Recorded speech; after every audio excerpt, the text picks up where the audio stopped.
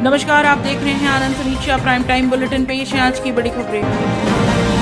प्रधानमंत्री नरेंद्र मोदी शनिवार को मलेशिया के 2 दिनों के दौरे पर पहुंचे। यहाँ उन्होंने भारतीय समुदाय को संबोधित किया। इस दौरान उन्होंने कहा कि मलेशिया में भारत के लिए प्यार और सम्मान है। ऐसा स्वागत भारत याद रखेगा। उन्होंने कहा भारत का यूपीआई जल्दी मलेशिया में आएगा।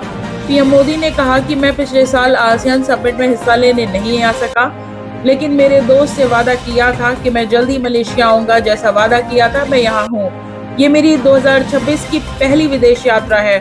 आप सभी से मिलकर मुझे बहुत खुशी हो रही है। उन्होंने कहा अनवर इब्राहिम और मैं उनके प्रधानमंत्री बनने से पहले से ही दोस्त हैं।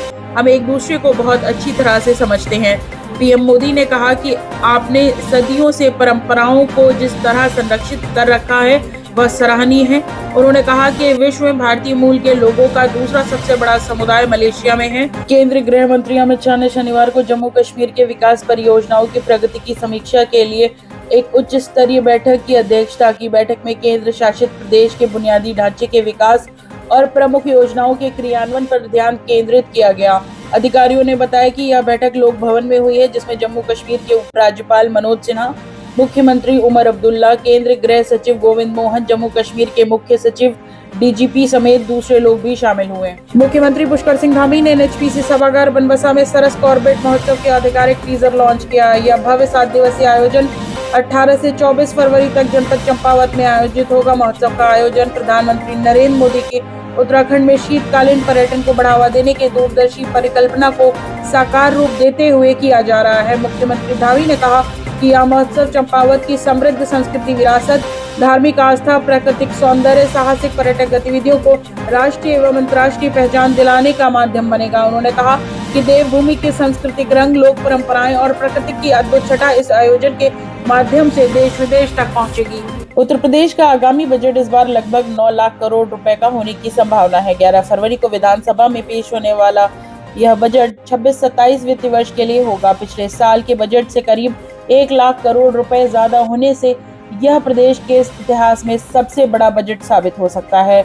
27 के विधानसभा चुनाव को देखते हुए सरकार ने इसे जन कल्याण और विकास का मजबूत पैकेज बनाने की तैयारी में जुटी है। बजट सत्र 9 फरवरी से शुरू होकर 19-20 तक चलेगा। वित्त मंत्री सुरेश कुमार खन्ना ने बताया कि राज्यपाल के अभिभाषण के बाद 11 फरवरी को बजट पेश किया जाएगा। फिर बजट पर चर्चा होगी। अगले दिन दिवंगत सदस्यों के प्रति शोक व्यक्त किया जाएगा। योगी सरकार ने अयोध्या, वाराणसी, प्रयागराज, मथुरा, वृंदावन जैसे पवित्र स्थलों को आस्था और अर्थव्यवस्था का केंद्र बनाने का लक्ष्य रखा है। ये शहर अब सिर्फ धार्मिक महत्व नहीं बल्कि पर्यटन, रोजगार और स्थानीय व्यापार के बड़े इंजन बन चुके हैं। राम मंदिर के बाद अयोध्या में निवेश और पर्यटकों की संख्या में भारी उछाल देखा गया है।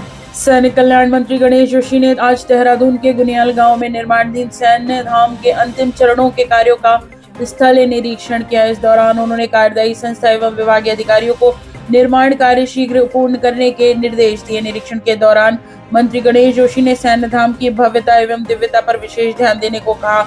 उन्होंने कहा कि सैन्य धाम करोड़ों लोगों की आस्था का केंद्र है और इसका निर्माण कार्य अब लगभग अंतिम चरणों में है। देश भर के प्रमुख स्मारकों के अध्ययन के बाद इस सैन्य धाम का निर्माण किया जा रहा है। मुख्यमंत्री पुष्कर सिंह धामी के निर्देश पर किसान परंपरा, ग्रामीण जीवन, गोवंश के महत्व पर आधारित फिल्म गोदान को उत्तराखंड राज्य में टैक्स फ्री कर दिया गया है। इस संबंध में शासन आदेश भी जारी कर दिया गया है, जिसके साथ ही यह निर्णय प्रदेश भर में तत्काल प्रभाव से लागू कर दिया गया है। फिल्म गोदान 6 फरवरी को देश भर के सिनेमा घरों में रिलीज हो चुकी। यह फिल्म भारतीय संस्कृति, ग्रामीण परिवेश और किसान जीवन की संवेदनशील झलक प्रस्तुत करते हुए समाज को अपनी परंपराओं और मूल्यों को जोड़ने का सशक्त संदेश देती है।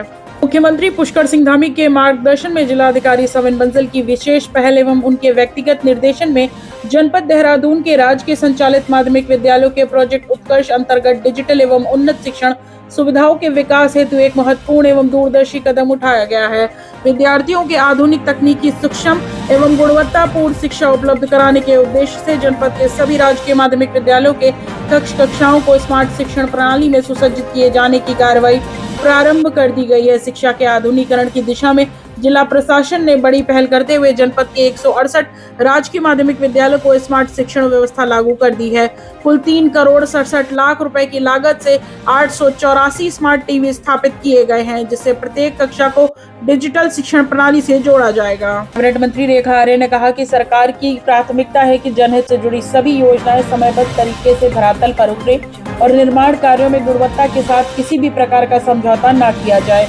उन्होंने अधिकारियों को स्पष्ट निर्देश दिए कि मुख्यमंत्री की घोषणाएं और अन्य विकास योजनाओं की प्रगति में किसी भी प्रकार की लापरवाही बर्दाश्त नहीं की जाएगी।